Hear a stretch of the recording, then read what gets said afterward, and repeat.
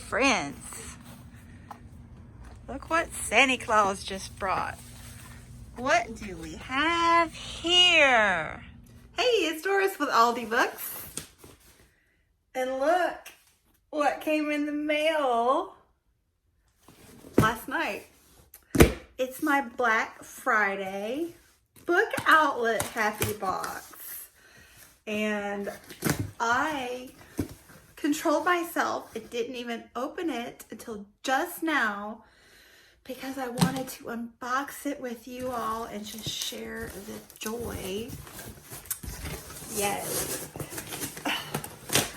And before we dive in to this box, let me just share with you this ridiculous, completely ridiculous, hilarious, what happened here? Hilarious idea that I had while on the treadmill last night. So, and this was before I knew the box was waiting for me when I got home. But I was thinking to myself, oh, my book outlet box should be coming soon. And then I had this wild thought of, well, I mean, first I had this, yeah, there's going to be a lot more books from my TBR in that box, as there always is, because I don't have much discipline about these boxes like I did the first half of the year, guys. And then this fall, I don't know, maybe it's the cold weather, because you know I don't like that stuff. Maybe this is my consolation prize. But anyway, I'm distracted because I really want to go to Wendy's. But I'm going to film this first. Anyway, yeah, I was thinking about this box and how exciting that was, but also about how many more books I was going to add to the TBR and how, like, that is. And then I was like, oh, it's Vlogmas. I should do, that door is crooked. Oh, that was the cats. Anyway, just don't look at the crooked door frame, Doris. Where was I? So, a readathon. I'm gonna have a book outlet-a-thon, my own personal little book outlet-a-thon next week, starting Monday. So Monday through Sunday of next week. Today is Saturday. I'm going to post this on Monday. I am going to daily vlog my readathon for public accountability, public humiliation, public humor. I mean, you guys know that I find it extremely amusing. But I'm going to attempt to read as many books in 1 week as I'm adding to my TBR from this box. Yeah. And I am 98% sure I know how many books are in this box, and it's ridiculous. But I just think it's really funny for some reason to make the attempt. Now, get that straight. I am not reading all of the books in this box in a week. No. I'm going to attempt to read as many as are in this box in a week. Got that? So, let's just count these, shall we? Ooh, mass market paperback. Look at that little tiny guy. Hello, Vlogmas tag. What do we think of this mass market? But anyway, Richard Preston, The Demon in the Freezer, a true story. This one's about anthrax. Hello, my love of pandemics continues. Don't you? I kind of like the mass market. I can hold it like a man hand there. I'm really jealous. Every time I see a man hold a book like this, I am just jealous. I don't know why. I'm ridiculous this morning, okay? I'm just completely ridiculous. Anyway, that's one. That's one.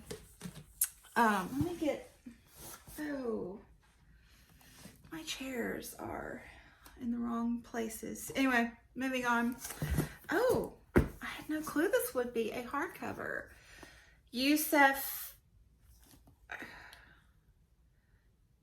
Daoudi. Couldn't tell if that was a D or a O. Monk. Thelonious Pananica and the Friendship Behind a Musical Revolution. Okay, I did some mispronunciation there. Ooh. This is totally an impulse buy. Oh, look, there's no words on this page. That's a bonus. Graphic novel. I think this is about the Jazz Age. Anyway, it sounded interesting, but yeah, look at that. Look at that. That's two. Geronimo Stilton, Lost in Translation. I thought that was perfect for my ESL classroom. My son was obsessed with Geronimo Stilton when he was in the like 3rd, 4th grade. This is smaller than the ones he read. This is a littler one. But anyway, this one doesn't count against me. This is for my classroom. So there you go. Oh, another hardback graphic novel. Vietnamerica by G.B. Tran, A Family's Journey. This is Steve Donahue's fault.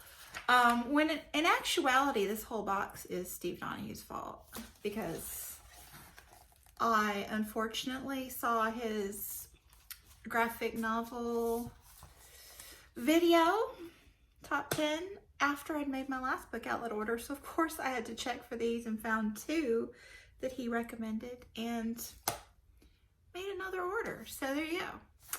That's 3.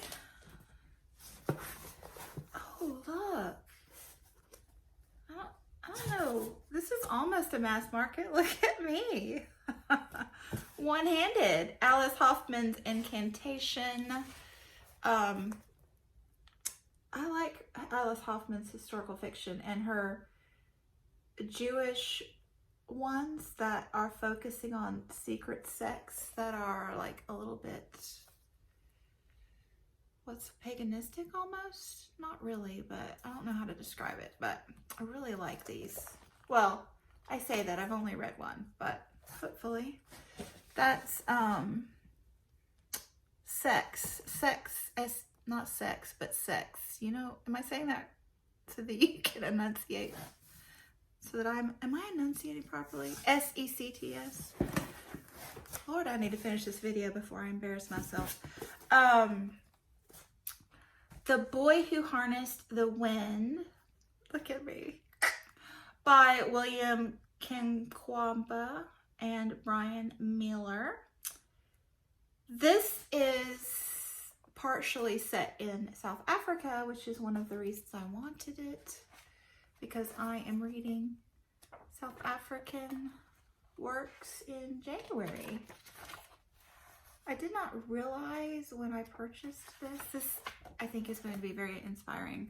But it's the Young Readers Edition, which I don't always get along with nonfiction in middle grade writing, or YA. But this is a memoir, so it'll probably be good. Anyway, that is 1, 2, 3, 4, 5. Let me put this little one on top because it's getting lost. 5. Sorry for the close-up. You didn't need to see that. Another Steve Donahue. Oh, these are all hardback. I'm not used to getting so many hardback graphic novels. The 3 Escapes of Hannah Arendt, A Tyranny of Truth by Ken Crimstein. I really have no clue what this is about. It sounded interesting at the time, but at the moment I don't remember. But anyway, yay. And then this one I had in my cart after. This one's Karen and Dee Dee's fault. Oh, this is not a, there we go, a little bit warped, but oof, it's a stretch. V.S. Naipaul's A House for Mr. Biswas. Look, guys, I got it. Yay. I think Jacqueline's the one that told me it was there, though, so it's her fault, too. Y'all gotta quit talking about Book Outlet, because, you know. The Tie That Binds by Kent Haroof. No clue. Straight up, I have no clue. I have seen this recently and was enamored enough to take a screenshot of it, which is what I do when I see a book that I'm really interested in as I'm watching BookTube. So yeah, I screenshot this one, but I don't know what it's about. Ooh, this one, what in the world? I hope I get all of this out of my system before I film my videos with Sean later. Anyway, maybe the Wendy's for lunch will help. This one reminds me a little bit of that Ice Age book that I just read. Almost Human, The Astonishing Tale of Homo Naledi and the Discovery That Changed Our Human Story by Lee Berger and John Hoggs. This one is new skeletal remains, fossils for the Homo lineage, humans, and partial. It's set in South Africa, so another one for my South African January reads. Ooh, guys. Ebola by David Quammen, The Natural and Human History of a Deadly Virus. This is tiny. I wasn't expecting that. And I'm hoping that I like this author because you'll see why. And I really wanted The Hot Zone by, what's his name? Richard Preston. I think it was Richard Preston. Anyway, is it Richard Preston? But anyway, that one's more dated, but it has a new forward, I think. But yeah, I've studied this with my students before, and it's just really fascinating. I mean, it's heartbreaking and devastating, but the transmission of this disease and, you know, where it came from, and with the other pandemics that I've read recently and my knowledge of vectors, you know, being stronger now, I find this very, very fascinating. So more with the David Quammen. I got the boilerplate Rhino. Good Lord, what kind of font is that for the cover of a book? I can't read that. Nature in the Eye of the Beholder. These are essays. And is this cover not completely fabulous? I think it is. So yes, there's that. And then another David Quammen, because how could I not? Spill Over, Animal Infections and the Next Human Pandemic. Oh my goodness. The vector knowledge in this book. And it's a biggie too. I'm gonna get a lot out of this one. And Memoirs of a Born Free, Reflections on the New South Africa by a Member of the Post-Apartheid Generation by Malaika Wa Azania. This one is also for my South African reading in January. And last but not least, this one is by my beloved, the great influenza author, John M. Barry. Rising Tide, the Great Mississippi Flood of 1927 and How It Changed America. I don't know, but John M. Barry, he writes some good stuff, my friends. He does. Anyway, I love that nonfiction has pictures. Oh, I quit counting. The drama. Okay, let's box roll. 1, 2, 3, 4. 4. We're counting how many books I have to read this week in case we've forgotten. 5, 6, 7, 8, 9, 10, 11, 12, 13, 14. That's hilarious, right? Do you think I can do it? I think I'm setting myself up for failure, but it will be fun to attempt it. And I know I said I'm not reading these books, these 14 books, but obviously I have my eyes set on easier reads. So the 1, 2,